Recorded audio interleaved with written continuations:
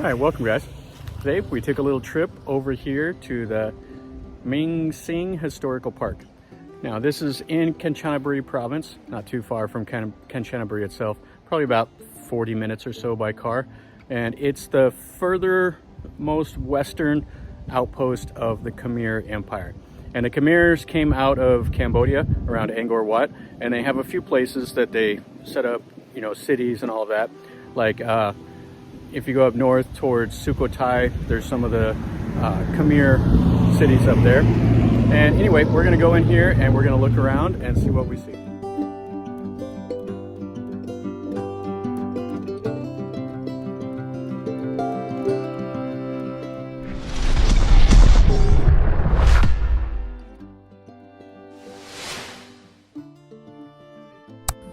All right, so this is coming into the park. So they've restored the wall here, and then you drive your car right down through the gate, and then you look into the ruin complex straight ahead.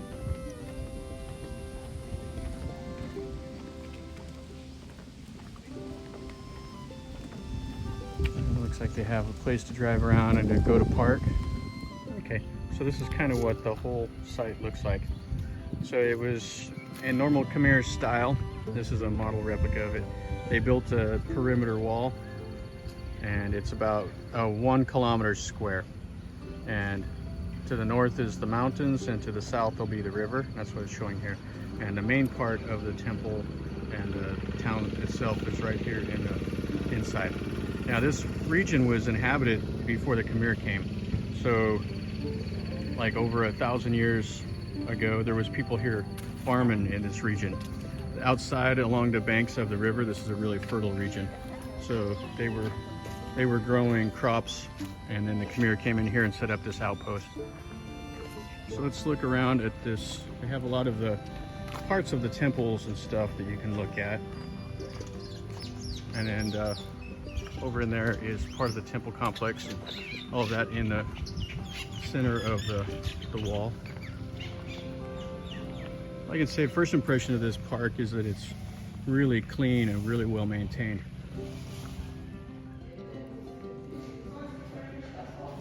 So this is the exhibition hall. They have some of the artifacts that they've dug up from the city.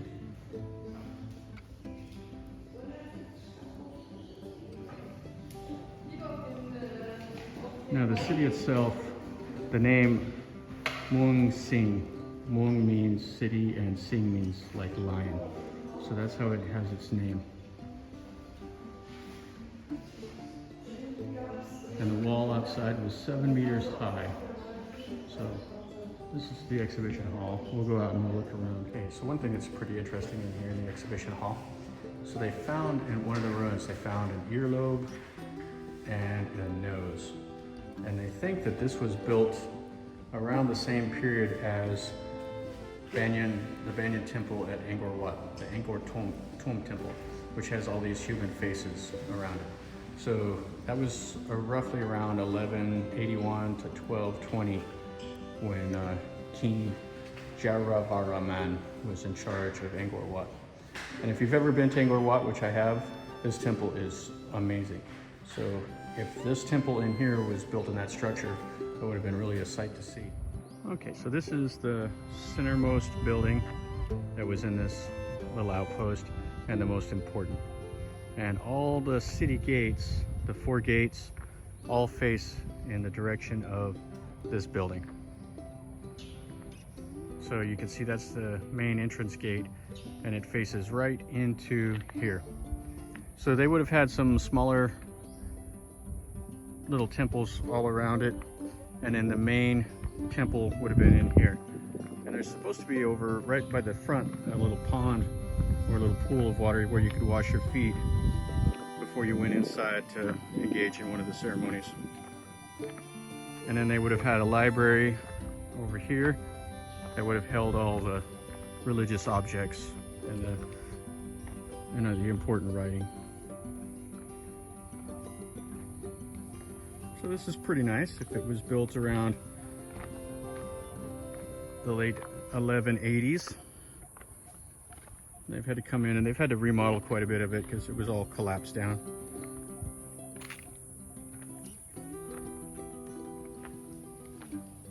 So the Khmer didn't joke around. When they built a city, they did a lot of stonework. If you've ever been to Angkor Wat, the amount of stonework is incredible. So here's the inside. Cross the threshold to come in.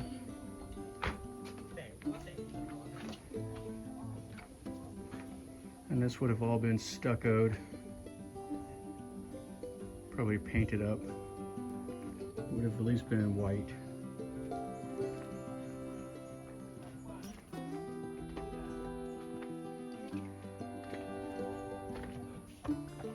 I read that this Buddha image in the middle is not original, it's a replica.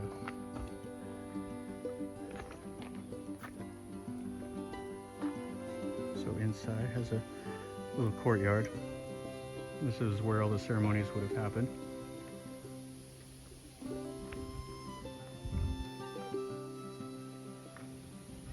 There's some trees in here. It's really nice. It's not like massive or overwhelming, but it's really pleasant on how it's been restored.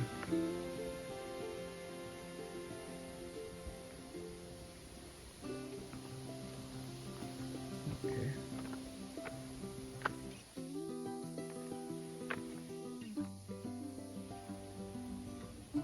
So this is a statue of radiating Buddha Savita. That's what that is. So it had 8 arms. And from up here.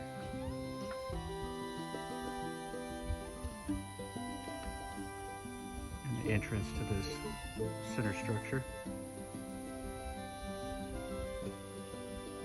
Yeah, I've never been to this temple or this historical park before, so it's pretty nice. Now, admission to get here, you gotta pay 50 baht for a car, and then for foreigners is 100 baht, and for the Thais is 40 baht. So this goes right out here, and then the 4 cardinal directions. You can leave any way you want.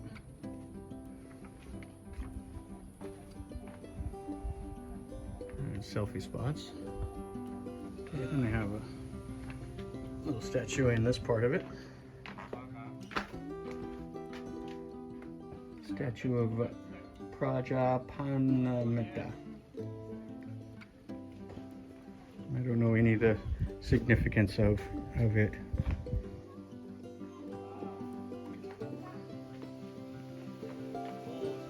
Come out. It's amongst the trees. Oh, this is nice over here. Has a pool with all the lotuses.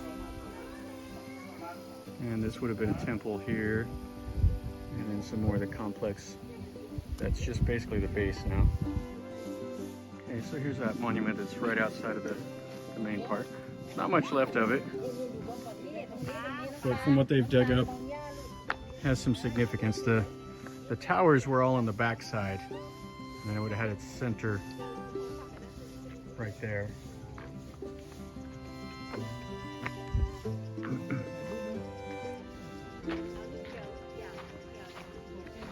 And I don't know if there would have been 4 of these around the center building. Most of the time they built everything that was balanced. Then they would have had the Buddha statues here on these. So there would have been quite a few of them.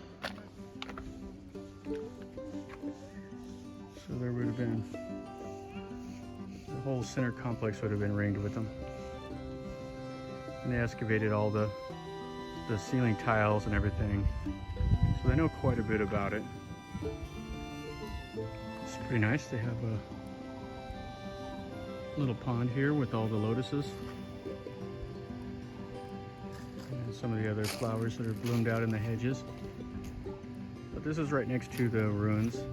So here's the city wall. This is the northern gate. And you can see they have not restored this at all. This is just kind of in its original found condition. So underneath all these bamboo and trees will be the city wall, and you can see kind of the ridge line. And then here they did open this up and they've put the bricks back into place of what it looked like when the Angkors built it. So there's 4 entrances, and these walls are 1 kilometer, like a 1 kilometer square. It's like a 1 kilometer by 880 meters. So it's basically a square. So in the old days, you needed a tall wall to keep out the barbarian hordes, because there's guys always waiting over the hill with some swords, and they want to come and take your stuff. And when you're hungry, you did the same thing to them. So here is the wall. It's 7 meters tall. It is huge. And all these rocks were quarried and carried in by hand. There was no shortage of work to be done. And this is just a postage stamp compared to Angkor Wat. If you go to Siem Reap, they really moved some big rocks around there. And that's on the list of, if anybody is dreaming of going, get a ticket and go. That is an amazing place. So that's the wall. So if you come down to the southern part of the park, here's the wall. They cut an extra little opening that goes into the archaeological pit, but there is the southern entrance to the park. And then they have an archaeological pit, and then they have the river that goes right here. And the view is really nice of the river. Okay, so this is the archaeological site. And the significance of this is that they found 4 skeletons right here, and they're all laying face up, and they're not really facing any real direction. So they're not sure if they were buried with any real reason in the order they were. But next to the archaeological site is the view of the river. So this is the Kwai Noi, which is the little kwai, and it's quite nice. And they've terraced the hill, and they put a nice little river walk around. You can see it's quite beautiful out here in the jungle.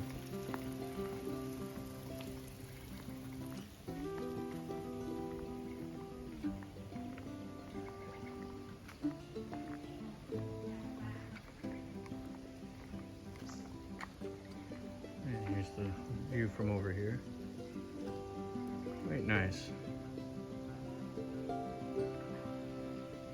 And in the old days, this was the superhighway. The rivers was how people got from here to there. The jungle was not forgiving, especially during the rainy season when everything turns to mud. That you might have a trail and that's about it, and then it would be impassable most of the year. So this is right outside the southern part of the park. The Kwai Noi River, or Kwai Noi. Kwai is buffalo.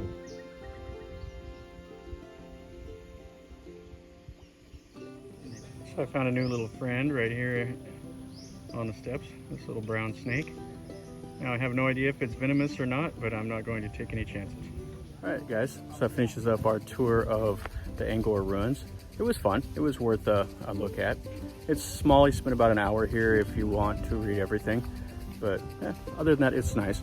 It's nice and clean, well maintained. But like I said, it's small. So if you like that, make sure you click like and subscribe and share with your friends. And if you want to leave me a comment, if you've been here, leave me a comment down below. Or if you have any questions about it, I'll do my best to answer them. And as always, guys, remember, life is a journey. Enjoy.